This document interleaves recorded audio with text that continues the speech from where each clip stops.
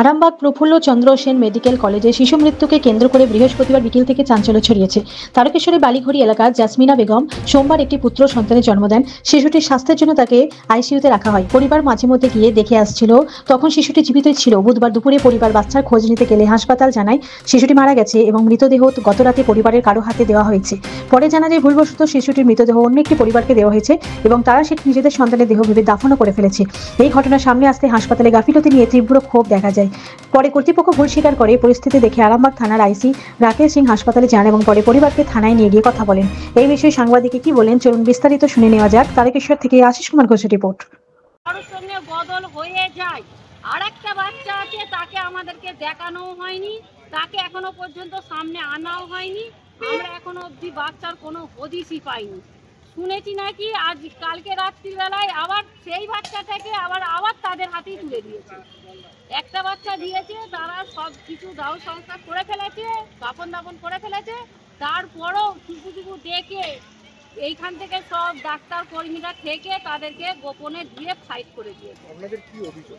আমাদের অভিযোগ কি, আমাদের বাচ্চা যেকালে আমরা খবর পাইনি বাচ্চা বেঁচে আছে কি বাচ্চা মৃত, আমরা এখনো খানি জানতে পারিনি। আমরা চাই এইখানে আমাদের সামনে আমাদেরকে কৈফিয়ত দিক কি আমাদের বাচ্চা কোথায় গেল, কি করে অন্য কারোর হাতে যায়, আর অন্য কারোর হাতে যেখানে গেছে আর একটা বাচ্চা আমাদের সামনে আনা হোক। দুটো বাচ্চা কি একসাথে ছিল? বলতে পারছি না, আইসিইউ ছিল, আমাদেরকে আইসিইউ ঢুকতে দেওয়া হয়নি। এক জায়গায় ছিল কি দূরে ছিল আমরা জানি। এই বিষয়টা কিন্তু হাসপাতালের মানুষরা বা পুলিশরা ধামাচাপা দিতে চাইছে, আমরা গরিব অসহায় বলে, আমাদের টাকার জন্যই বলে।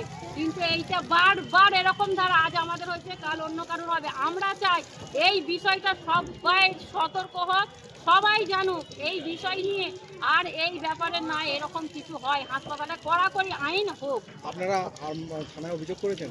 আমরা থানায় গেছিলাম, থানায় পুলিশরা শুধু বলছে আপনারা চুপ করুন, আমরা বিষয়টা দেখছি, এইটুকুন বলছে, আর কিচ্ছু নয়। কি চাইছেন এখন?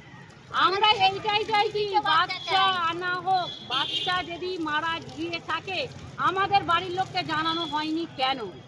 জানানো হয়নি যেমন তেমন অন্য কাউকে যেখানে দিয়েছে, আর একটা বাচ্চা আমাদের চোখের সামনে আনা হোক, আমরা এইটাই চাইছি। আপনাদের কেন এরকম মনে হচ্ছে কেন? আপনার কি মনে হচ্ছে? পাল্টাপাল্টি হয়েছে মনে হচ্ছে কেন? ডাক্তার নিজে বলেছে আমরা এরকম দ্বারা মিস আন্ডারস্ট্যান্ডিং করে ফেলেছি। আমার মনে কেন হচ্ছে এই জন্য আর একটা বাচ্চা যেখানে আমাদের সামনে আনা হয়নি, আমাদেরকে দেখানো হয়নি, পাচার করে দেওয়া হয়েছে রাতারাতি। কাল রাত্রিরে পাচার করে দেওয়া হয়েছে বাচ্চাকে। মেডিকেল কলেজ কর্তৃপক্ষ কি আপনাদের সাথে কোনোভাবে কথা বলার চেষ্টা করেছে? কালকে যা কথা বলবার কালকে বইকালে বলেছে, তারপর থেকে আর কোনো কথা বলার চেষ্টা করেনি। কি বলেছে? আজকে কি কারণে এসেছেন? আমরা আজকে আসিনি, আমরা কাল থেকে এইখানে আছি। আমরা মাকে শুধু নিয়ে যাব না, বাচ্চা ছাড়া। কি নাম আপনার?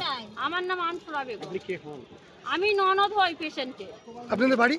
আমাদের বাড়ি হচ্ছে তারকেশ্বর। কবে ভর্তি হয়েছিলেন? কবে? রবিবারে রাত 3টে। বাচ্চা কবে হয়েছিল? বাচ্চা হয়েছিল সোমবারে বেলা 11টায়। বাচ্চার ওয়েট কত হয়েছিল জানেন কিছু? বাচ্চার ওয়েট 1.5 কিলো মতো হয়েছিল। বাচ্চার মায়ের নাম? মায়ের নাম জাসমিনা বেগম।